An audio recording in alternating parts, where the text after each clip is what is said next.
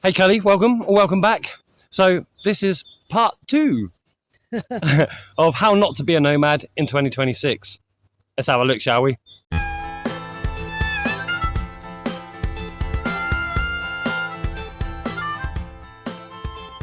So in this episode, we're going to talk about skills over gear.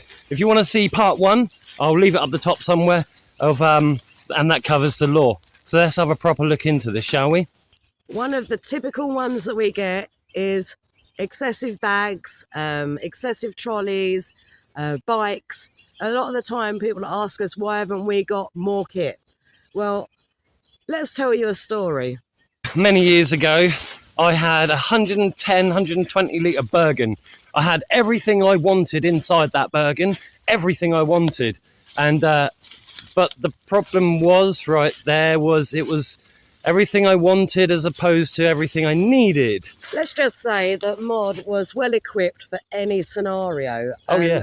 When he emptied his bag out, I was really astounded as to how much stuff he had, considering the man had skills. So I was like, well, but you could get rid of all of that stuff there. See this little pile here, we could get rid of that, and then you could apply the skill set to replace that. And I think it was just because Mod came from a military background, he came at it with that kind of experience that it's better to have stuff with you, because I guess that the skill set that he's learned of his own accord, being outdoors, wasn't necessarily what the army taught him. And you get into that practice, right?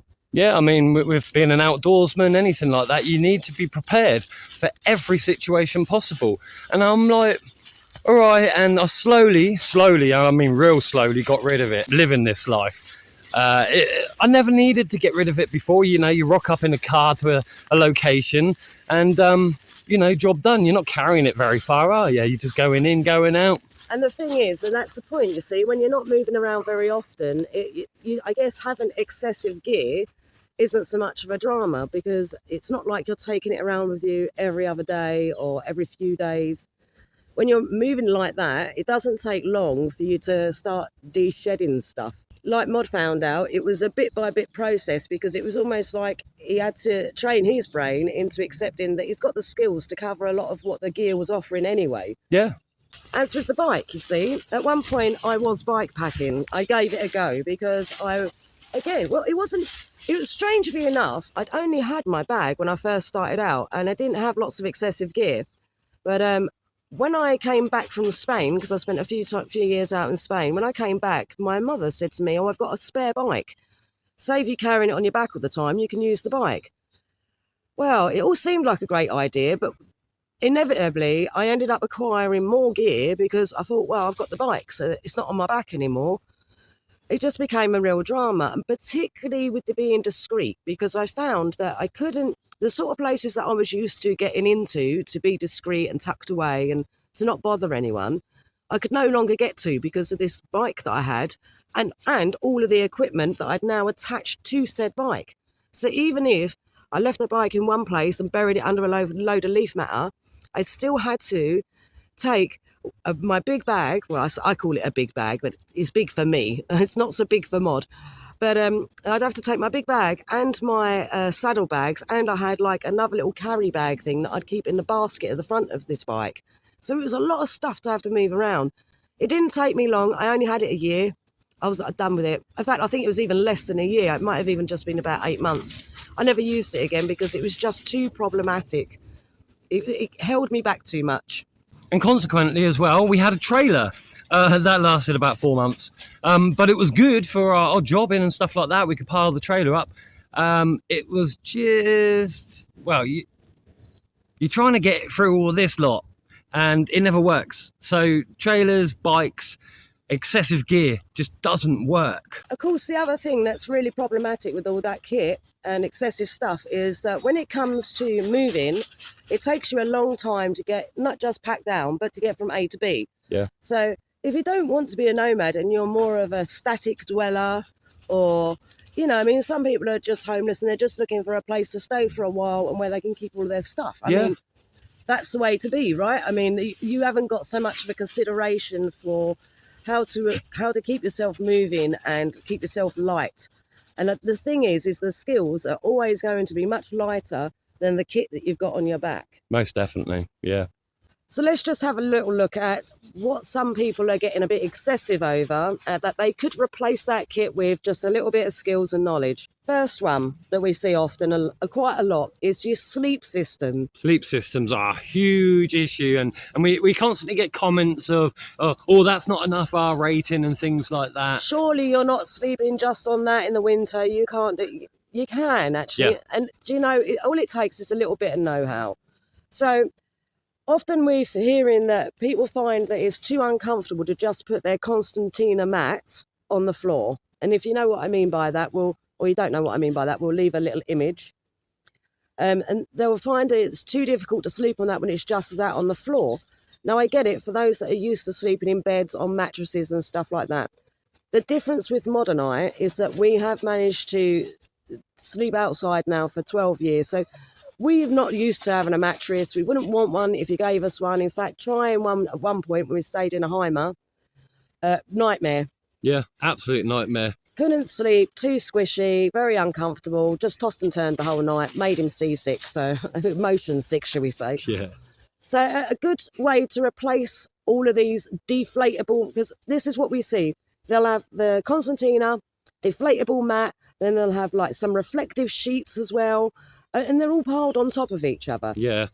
Now, the most beneficial is definitely the concertina because it reflects your heat. It never deflates because it's not inflated in the first place. And because of that crate effect, it does help. It helps to store the pockets of heat because you've got each pothole as it goes through the concertina mat. What it does, it actually facilitates what these space blankets and these self-deflating mats actually do. It's designed to trap air. And if you trap that warm air between the concertina mat and your sleeping bag, you've basically created your own biome and heat system in one. Yeah, and the worst one we see are these sort of lilo type beds.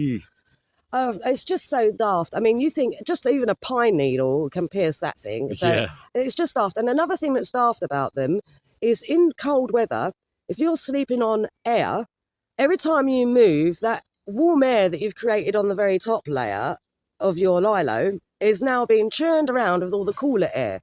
So it actually makes you colder by doing it like that. Yeah. Now, if you want a way to replace all of that sleep system with a little bit of know-how, it's easily enough done. Yeah. Lots of leaves around. There's always leaves in a woodland. In fact, I don't think I've ever been in a woodland where there aren't leaves. No. And another thing that you can find in most woodlands, particularly in the UK, is moss. Now, you can get really thick growing moss, sphagnum moss, for example, and although it can be quite damp if you pull it up and it feels really watery, all you need to do is squeeze it. All that water will come out and now it's nice and fluffy.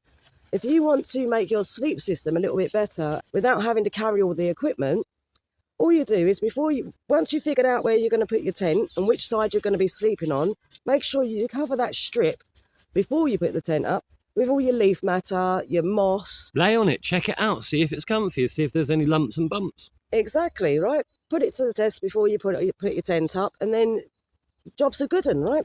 But if you don't want to be a nomad in 2026, carry as much kit as you possibly can. Take what you want as opposed to what you need. I mean, Tara keeps saying to me, and or we even say to each other sometimes, what don't we know? So we get online and we start Googling. We've got plenty of times on our hands when we're not working or traveling all over. Yeah. The great thing about this sort of lifestyle is, of course, you do have lots of time for leisurely activities. Yeah. Now, just because researching and studying is not necessarily considered by most as a leisurely activity, is probably because we've all been dragged through school, right? Nobody like that. But because we don't necessarily see that as a leisurely activity, everyone's always tempted to put it off. Don't worry about it. I'll just buy this, that'll do the job. But really, what you're doing is just acquiring more and more gear. Like Mod said, if you don't want to be a nomad and you're not moving freely, because it's not really very helpful to move freely with all that kit, then by all means do as you wish, get as much kit as you want.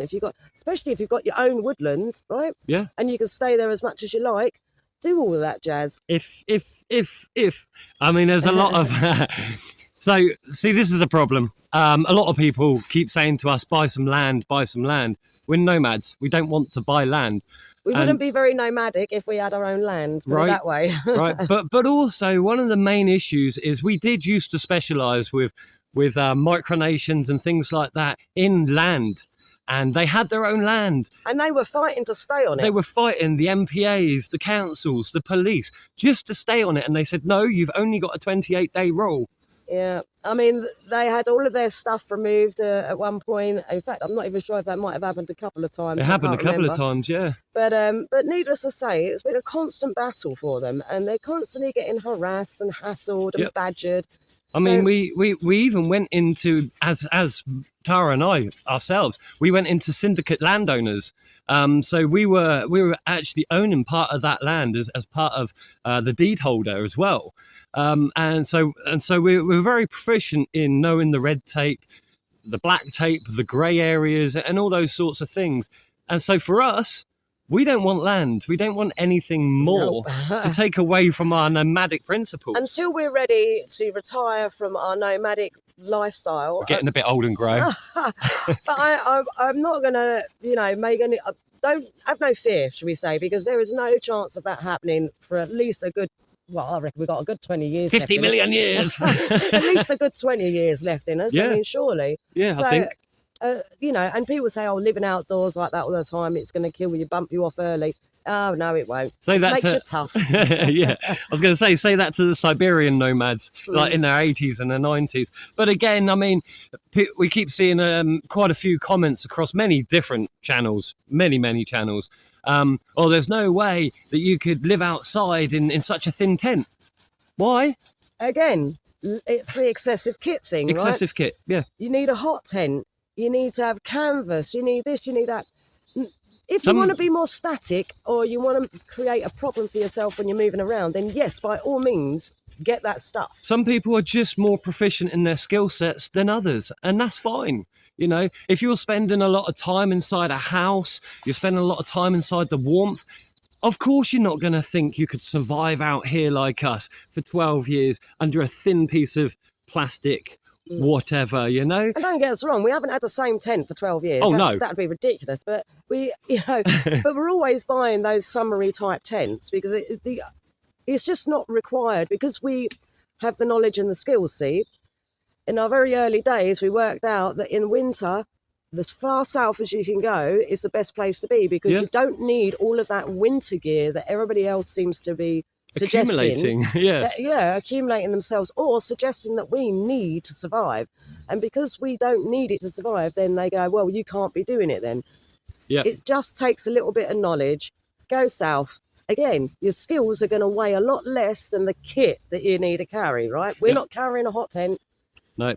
I mean, I remember back in the day of my professional photography and all that lot. And the one funny thing was, they say you need a 70 to 200 2.8, you need an 85 1.8, you need a 50 1.4, blah, blah, blah.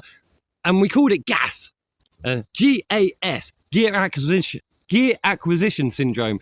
And the more gear that you've got, the better you must be. And it's not. So the skills, and I always said to any one of my clients that came on a course to learn from me, have you read this book? And they went, no. Tell you what, read this book first and then come back next season and see if you still need the course. Did they come back? No. I cut off my nose to spite my face, but to try and give people actual knowledge as opposed to actual kit.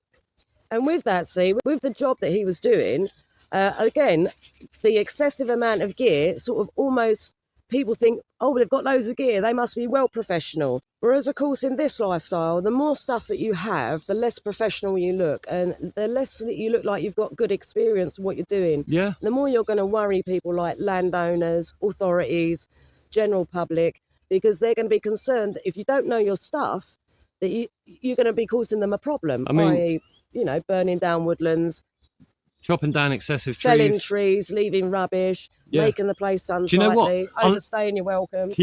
Yeah, definitely. I mean, but do you know what? I looked into that video and he actually cut a good tree to fell another tree, a bad tree. Like, why? So he cut alive to drop a dead. Yeah. It just makes no sense. No sense at all. But whatever. I mean, we're not the tree police. No. But we're trying to advise those that are watching YouTube and trying to take advice from these videos that this isn't good practice. And let's just face it, we have heard in the grapevine that YouTube is working really hard, Very hard. on taking down channels and demonetizing them when they're promoting illegal activities. Now, we have got no videos on our channel. You won't find a single one of us promoting anything illegal. Nope. So we don't want to be tarnished with that same brush. So people can think that we're attacking other channels or people. We're not. We're attacking the practice. The poor practice, the bad practice. Because ultimately, when these channels are going to get defunded or taken down by YouTube, we don't want to be sinking with that ship. So we're going to make it perfectly clear to our audience and other audiences out there, or even potential audiences, that it is possible to live this life without breaking any rules, by being respectful, staying within the law. And it's perfectly doable. Yep. There's over 24 million channels gone. Some of those are Christian channels. Some of those are AI channels, and rightly so, right? Some of them are outdoor channels. Some of them are real good channels with millions of subscribers. Gone. Overnight gone. Yeah. Because they've got illegal activities within their own niches, markets, and things like that. Yeah. YouTube has gone, nope. Bye. And we don't want to be one of those. We've never promoted anything bad or illegal. So you can consider ourselves actually gatekeeping. I know you've accused, some of you out there have accused us of that. Now, yeah, by all means, accuse us of gatekeeping. What we're gatekeeping isn't necessarily being a nomad, because the only reason we're official is that we got called official on paperwork. Yeah, we've got the paperwork for it, as I said, nearly a year ago. So it's just the local authorities deemed us as officially nomads, which made it was such a relief, because we were fed up with being called homeless. yeah. So now you can officially call us gatekeepers of the correct practice. Yeah. That's all. We just want to make sure that those of you out there that are considering going wild camping, or considering living this way, or even just spending a long time outside, enjoying the outdoors, we want you to be able to do it within the law, so that you're not getting yourself in trouble, so that you know what you can and can't do, so that you get a good skill set. I mean, you can go through all of our videos. We teach you how to do pretty much everything. Yeah, yeah. And it's all for free, Yeah. right? All you got to do is watch. All it costs you is a little bit of time. Exactly. A little bit of time to get that knowledge yourself, right? Now, I saw this channel in America as well. He was saying about his fires. He goes out into the wilderness for months on end, sort of thing. And he said having a fire on the land is his God-given right. And I thought, you know what? I picked up the big book and I had a look. And I thought, there's a lot of pages to flick through, right? I had a look, and nowhere does it say that you have a God-given right to make fires on private property, private land. It was more of a persecution thing. And the land isn't ours. It says in the Bible that the land is God's. So it's not our God-given right, is it? But whatever. Potato, as I say. You know? Stop with the ground fires. This one I'm just going to brush over, because we did discuss this in the first of the series. It's to do with the food. So when you're acquiring lots of food, tins, jars, and all that jazz, it's very hard to get that back out of the woodlands. And, you know, people end up leaving rubbish. You're carrying all that weight as well. Now, especially when you're traveling from A to B, if I've got 10 tins in my bag, that's really weighing me down. Instead, you see, I could have one tin, know what to look for when I'm foraging, and then I can find the food to make up for what I've lost from the bag, right? Now, that's not costing me anything in money or weight, and I can pick it as I go. The stuff that you're going to find foraging isn't necessarily heavy. It's stuff to do with like leaf matter, mushrooms. You're not exactly talking about weighty stuff, particularly if when you realise where you want to stop for the night, you can have a look in your immediate area and find what you need for your dinner. Now, again, it comes down to knowledge, right? So instead of acquiring lots of different food types to make sure you stay healthy or full up or whatever, instead of doing that, use your noggin.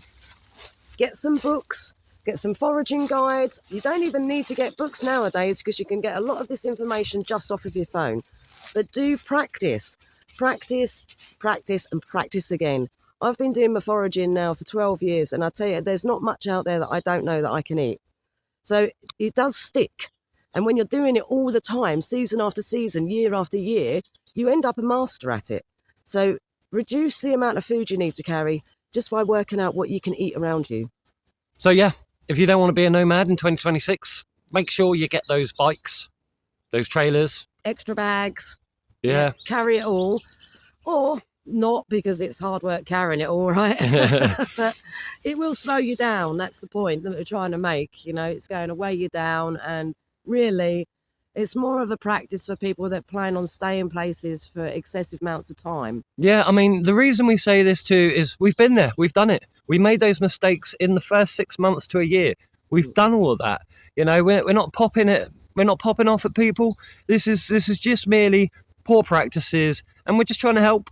Yeah, I mean, our hope is that people will help take this advice on board, and, you know, maybe we can all protect our outdoor environments. Yeah. We can all protect our channels and our reputations, right? Yeah, morally, it's down to us as outdoor creators, as even outdoor enthusiasts, anything like that. It is down to us to protect our countryside, our ways of life. You know, all those sorts of things. And when people are looking at you as an influencer and you're influencing people in bad practice, we would just like to separate ourselves from that world and hope that other people get on board. And remember, YouTube is demonetizing illegal channels, outdoor activities, all that sort of thing all over the show. It's a mess, an absolute mess. Yeah. However, if you do want to start your outdoor journey and your lifestyle, we've got a couple of videos for you to click on. We'll leave them either side of the screen or all over the show. We got one that will show you how to keep your kit reduced on a budget. Now, it does say 72-hour bug out, but this is something similar to what we started out with. So it's definitely doable for a long setup, for a long way of living this way, should I say, really, because we don't set up for very long. But yeah, this one it's a good guide for what to get. It is indeed. Anyway, we should leave it there for now, and we'll see you in the next one. Happy hopping, old bean. Happy hopping to you too.